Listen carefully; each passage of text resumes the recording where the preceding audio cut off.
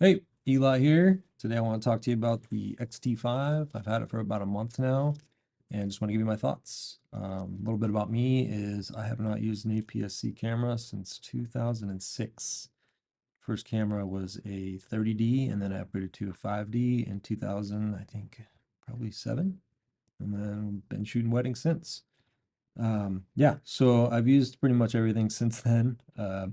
Sony, Canon, Nikon, all of it, Leica. And yeah, so right now, currently, I'm using the RF system. So Canon R5 is what I'm filming on right now, and what I use for most of my work, as well as the GFX 100S. But yeah, the last 30 days I've spent comparing the XH2S to an XT5 to the R5, basically, R6 and R3, as well as the GFX 100S. So yeah, I really like this camera. I think it's great. I think that if you're going to use the Fuji system, I think getting the Fuji lenses is definitely beneficial. You get an aperture ring and you get a lot more sharpness and a better build quality. You are going to pay for it. So if you do find that you're trying to keep a low budget system, then I would look at the Sigma stuff. But yeah, this 30 or 23 mil, 35 mil equivalent has been great, all the way down to 1.4. And then I've also played a little bit with the Viltrox, just 13 mil. Also a really cool lens. 13 mil, it's really good on distortion, and it's very sharp. So, but yeah, let me just tell you a bit about ergonomics, and then I'll jump into the computer, do a little bit of comparison. Just right off the bat, high ISO is not going to do too great. Resolution is amazing. Uh, Things I don't like about the autofocus system is the AI, or the eye and face detect, kind of has a mind of its own. With Sony and Canon, I will use, a focus point. That way I have control of where it's going to focus, and then I'll set an alternate button to focus just on eyes or face.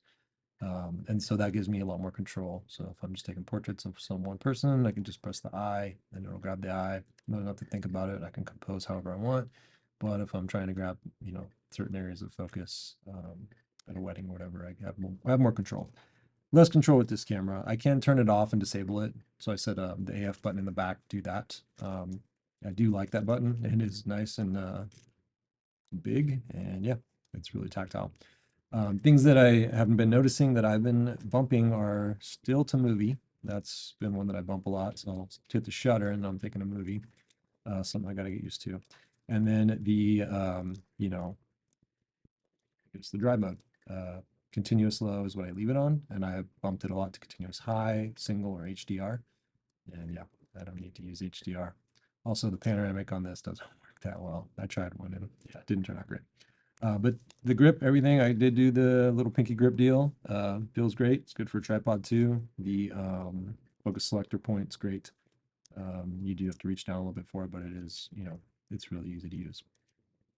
Everything else seems great on this camera. I'll jump into some images, show you some comparisons with the R5 and the GFX 100S. And so you can get an idea of, where I sit, whether or not I'll keep this camera for personal use. I'm definitely not going to use it for work.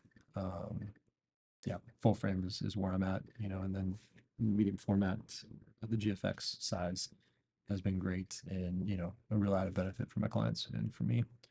So yeah, let's jump into some images. I'll start out with what we had laying around the house. We had Ken. He was just hanging out. So I tested the autofocus on him right off the bat with the 56-1.4, 800 ISO. You're getting a little bit of grain in there, but it looks good.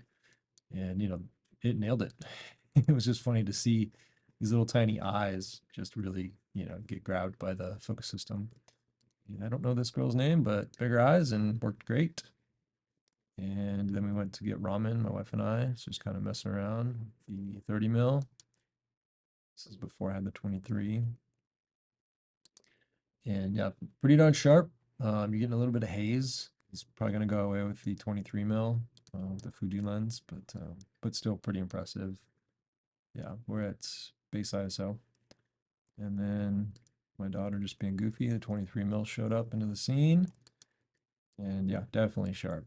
320 ISO. I think, personally up to like 3200, this camera did okay. We'll get into some more of those later.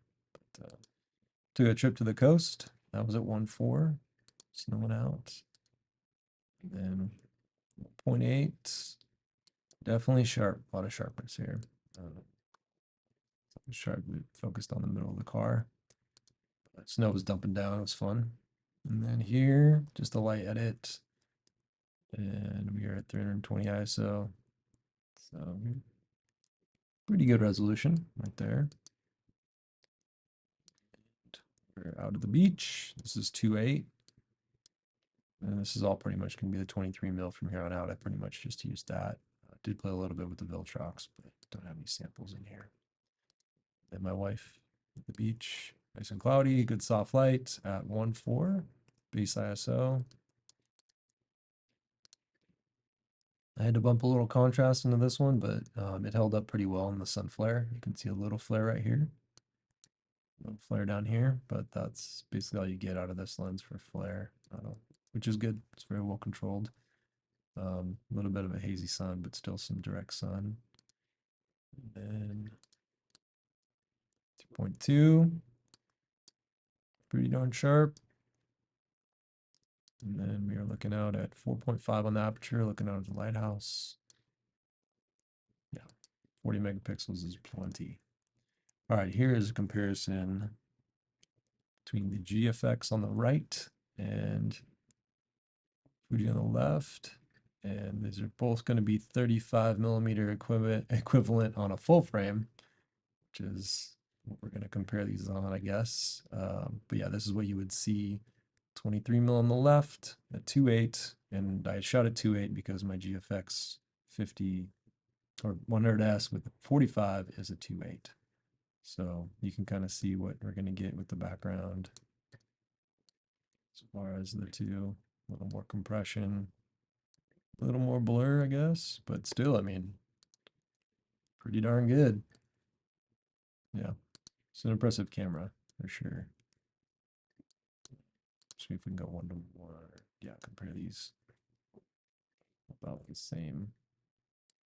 Pretty close. I should have brightened up the GFX image a little more, but you know, I'm definitely going to prefer the one on the right, but they both look great, you know, for personal use and for too, probably. So, all right, here are two images. Obviously, you can see the GFX is on the right due to the crop factor as far as 4.3, but we can see definitely going to get a lot more resolution. And here we're at the same distance or same zoom on the image, so you can see we're getting there. The colors are just slightly different. They're pretty darn close. It was hard to match them perfectly even with the same settings. Go to, this is the 80 mil, which I brought with me. And 100% on the GFX.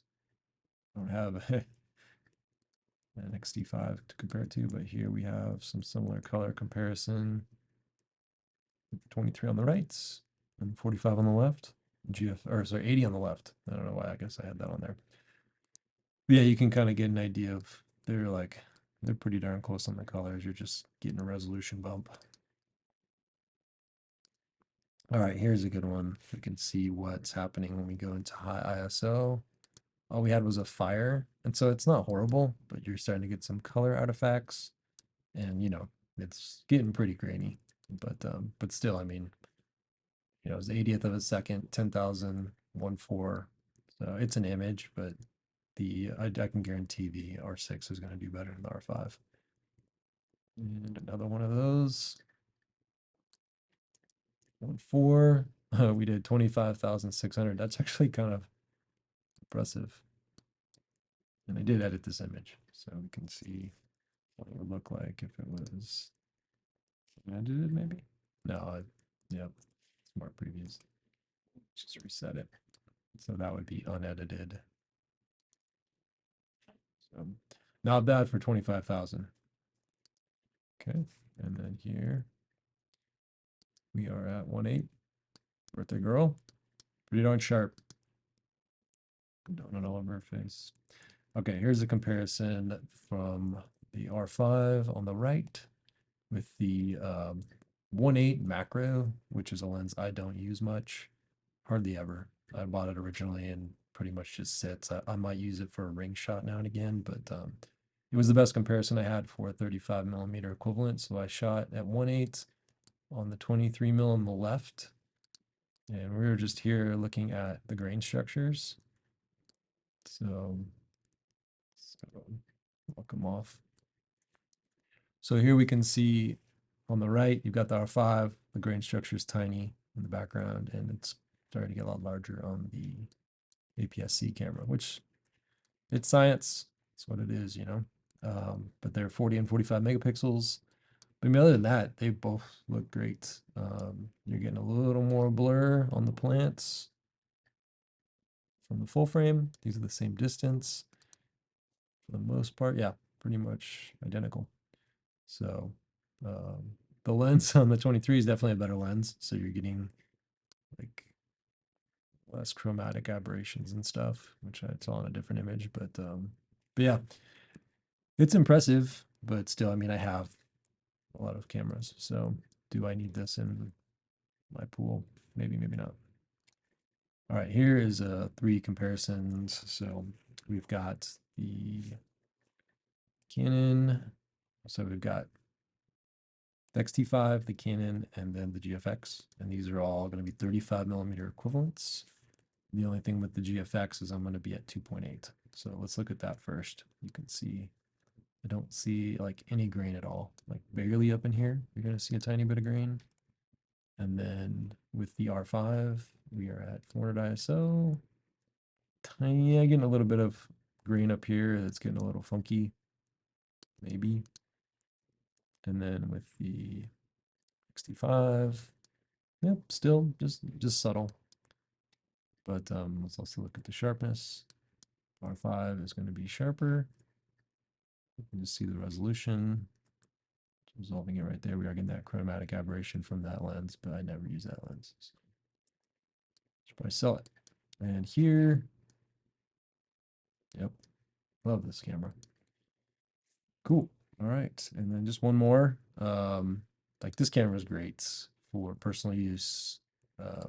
Yeah, really no questions other than the fact that I've used the Q2 and I keep running back to that camera. Bought and sold it a couple times. Thing I like about that camera is I don't think about what lens I have on because there's only one option. It's fixed. And then I also am using that just for personal use. So I'll do a little review on that. I've bought and sold it twice, like I said. Probably gonna buy another someday. Who knows? But I've taken it on to Hawaii, Kauai for a trip. Just that camera. Went to Colorado, brought it with me. And then I also went to Nashville, just brought that, had a blast with it. And yeah, I've used it on personal trips, and it's great. It fits the bill. Also used the Leica Q as well. So, but yeah, my thoughts on this camera is it's pretty darn good. It's impressive. It's not full frame, and it's definitely not medium format. But Fuji colors are beautiful. Yeah, I don't know. We'll see if I keep it, but just want to give you my updates. Maybe help you, you know, with your thoughts of whether you're going to purchase one. And if if you have one, leave comments below. Let me know what you think, if you're comparing it to full frame or not. I don't really think that you need to if you don't have full frame.